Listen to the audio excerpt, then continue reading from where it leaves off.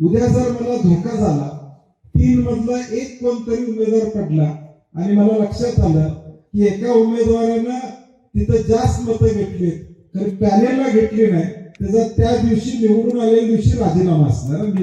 आपलं सुद्धा चांगलं आहे की चारी म्हणजे आपल्या प्रभागामध्ये 5 नंबर आणि 5 नंबरचा जरा वाद अजून चालू आहे. शिवसेनेला तिथं 5 नंबर मध्ये एक जागा पाहिजे, त्यामुळे आमचं तिथलं पॅनेल आम्ही थांबवलेलं आहे.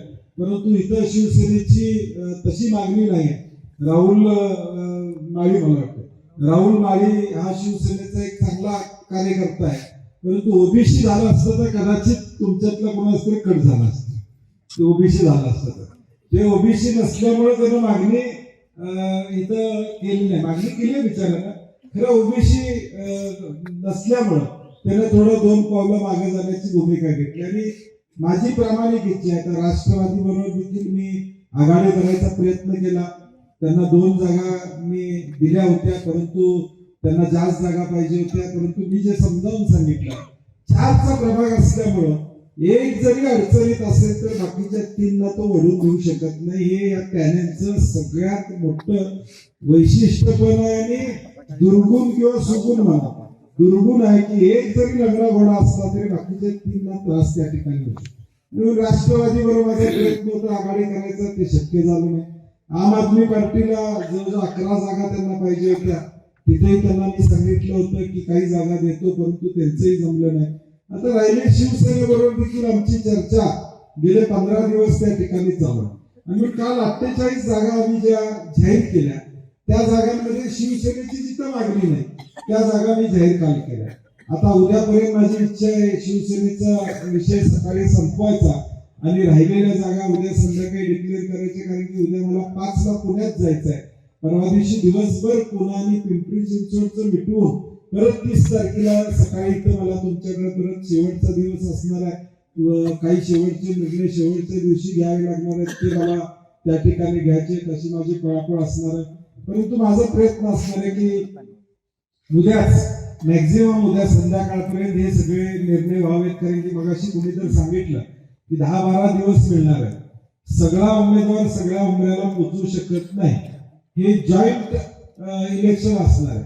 4ही उमेदवारांनी 4ही मतं सांगितली पाहिजे. आणि माझी इच्छुकांना विनंती आहे की कोण एक मत तुम्हाला देतो म्हणले तर घेऊ नका. एका मताला तुम्ही निवडून येत नाही, तुम्ही पॅनेललाच मत मागितलं पाहिजे. हे माझं 100% तुम्हाला सांगणं त्या ठिकाणी असतं, 100%.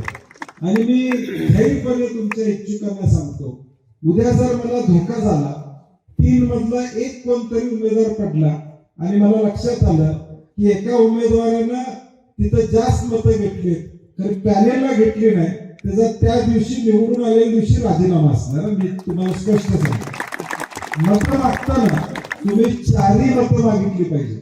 तुम्ही मला एकट्यापुरतं टाक असली भानगड चालणार नाही. कळतं हे का लपून राहत नाही. निवडणुकीत ह्या गोष्टी लपून राहत नाही. माणसं बोलतातच, संध्याकाळी असं बोलतोय आणि माझा फोन तर रात्री 10 नंतर निवडणूक असते ती चालू असते, 10 नंतरच बातम्या येतात नाही. खऱ्या बातम्या 10 ते 12 रात्री ही टाइम माझी ठरलेली आहे. निवडणूक काळात कोण कुठं बसले, कोण कुणाला भेटले, हे रात्री इन्फॉर्मेशन सोर्स माझा मोबाईल आहे. त्यामुळे कळतंच हे लीक होते बातमी, हे काही थांबत नाही बातम्या लिहितो. तर माझी ती एक सूचना इच्छुक उमेदवारांना असणार आहे. तुमच्यापैकी जे कोणाचं 4 नावं होतील त्यात निश्चितपणे आपण नावं उद्याच्या उद्या संध्याकाळी आपण त्याच्यावर निर्णय घेणार आहे. ती नावं आपण करूया. प्रश्न अडचणी अनेक सांगितल्या मगाशी दोघांनी, मानसिंगरावांनी आणि कोणी तर सांगितलं की एक ठिकाणी कुठेतरी उमेदवार निवडून आल्यावर बसले पाहिजे. मला वाटतं DY पाटील बँकेत त्यांचं ऑफिस स्थापन करून द्यायची व्यवस्था करेल. कंपल्सरी सकाळी 9 ते 11 वाजेपर्यंत ह्या निवडून आलेल्याने 2 तास तिथं सकाळी बसायचं. मग दिवसभर तुमच्या कामाला लागा. मान्य आहे का? नवनवीन घडामोडी पाहण्यासाठी स्टार महाराष्ट्र न्यूजला सबस्क्राईब करा आणि ताज्या बातम्यांचे अपडेट मिळवण्यासाठी बेल आयकॉनला प्रेस करा आणि परिपूर्ण बातमीबरोबर रहा, इतरांपेक्षा एक पाऊल पुढे.